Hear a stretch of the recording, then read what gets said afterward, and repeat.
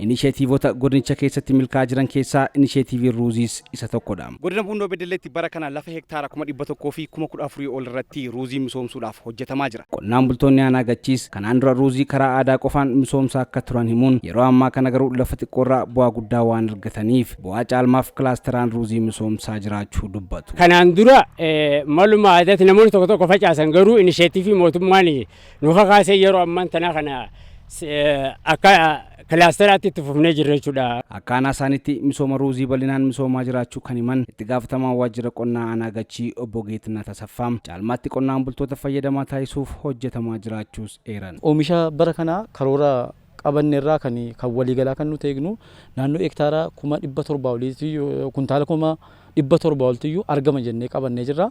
Per hektaarii akka aanaa keenyaatti qabannee kan jirru oomisha ruuzii kanaan dura qabnus sanyii filatamaa gashinee jirurras kuntaala 51 hanga 60tti arganne jennee karoorfannee hojjetaa jirra jechuudha. Aanaa Beddelleettis hojii misooma inisheetiivii ruuzii bal'inaan misoomaa jira. Qonnaan bultoonni aanaa Beddellee kunneen hojii misooma ruuzii hojjetaa jiran irraa bu'aa guddaa akka abdatan dubbatu. Lafa ruuziidhaan bara dheeraa nu fayyadeedha. Haala kanaan immoo tiraaktarri isaanii hundi isaa kan nu mijaa'oo ta'u jijjiiramni yeroo gabaabaa keessatti hin argamaadhaan ka yaada kootitti. Kanaaf haala gaariidhaan irraa argataa jirra. Lafti lafa dachaadha bishaan irraa yaa'u ruuziin immoo lafa bishaanii fedha waan ta'eef haala gaariidhaan qorichatti godhanii waan isaa barbaachisu irra ga'ee jennaan hektaara amma 140ttis hektaara 2 irraa jechuudha.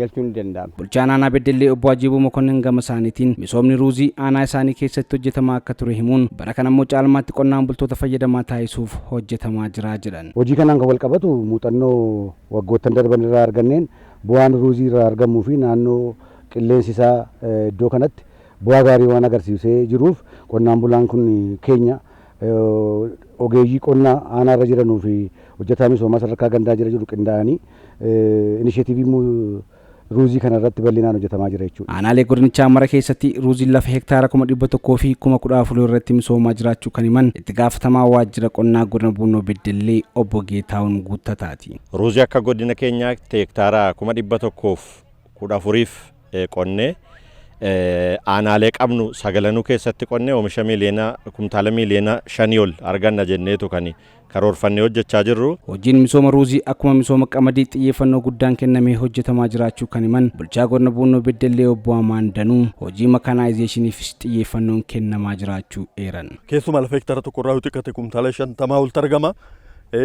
Deebi'ee mukkisaa yookaan kan maaxxuun achirraa galu sun nyaata horiitiif illee bal'inaan oolaa jechuudha. Nyaata horiitiif bal'inaan oolaa. Kanaaf faayidaa guddaa waan qabuufi oomisha gaariinis gatii irraa argamuu fi isa kanarratti xiyyeeffannee sosochii hawaasaa uumnee deeggarsa barbaachisaa ta'e goone inumaa lafa ruuzii kanarratti makaanaayizeeshinii irratti bara kana xiyyeeffannee xiqqate gara tiraaktara 18 oliitti kan gashinee jirru.